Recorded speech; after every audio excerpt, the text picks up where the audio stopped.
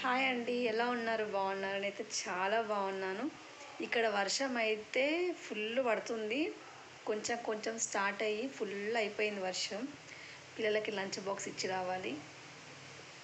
So అందుకే కొంచెం వర్షం తగ్గుతుందేమో అని చూస్తున్నా, అది తగ్గేటట్టు లేదు.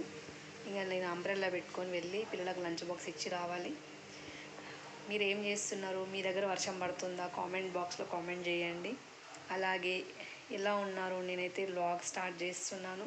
మీ అందరి సపోర్ట్ నాకు ఎప్పుడు ఉండాలని నేను అనుకుంటున్నా. మీరందరూ నన్ను సపోర్ట్ చేయాలని నేను మనస్ఫూర్తిగా అయితే కోరుకుంటున్నా.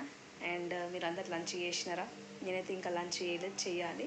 ఈరోజు నేనైతే సాంబార్ చేసిన. సో సాంబార్ అంటే అన్ని వెజిటేబుల్స్ పెట్టి చేస్తారు. నేను సాంబార్ అంటే అన్ని వెజిటేబుల్స్ లేవు.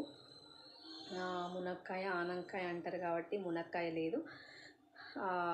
వీటితోనే ఎక్కువ చేస్తాను నేను. చాలామంది అన్ని వెజిటేబుల్స్ కలిపి సాంబార్ చేస్తారు, కానీ అది ఆంధ్ర స్టైల్లో బాగా చేస్తారు. ఆంధ్ర వాళ్ళు ఎక్కువ చేస్తారు సాంబారు. మేమేమో జస్ట్ ఆనక్కాయ మునక్కాయ దోసకాయ ఉంటేనే మేము పప్పుచారు చేస్తాం. ఏం లేకుండా చేసుకుంటే కూడా చాలా టేస్ట్ ఉంటుంది పప్పుచారు. And one of my favourite recipe, నాకు పప్పుచారు అంటే చాలా ఇష్టం. వేడి వేడి అన్నంలా అందులో ఆవకాయ వేసుకోవడం అంటే ఇంకా ఇష్టం. మా మమ్మీ వాళ్ళు అయితే ఎక్కువ సాటర్డే పప్పుచారు చేస్తారు. సో టుడే సాటర్డే కాబట్టి నేను మమ్మీ వాళ్ళు చేస్తున్నారని కాకుండా నాకు ఎందుకో ఈరోజు సాటర్డే పప్పుచారు చేయాలని అనిపించింది, అందుకే పప్పుచారు చేశాను.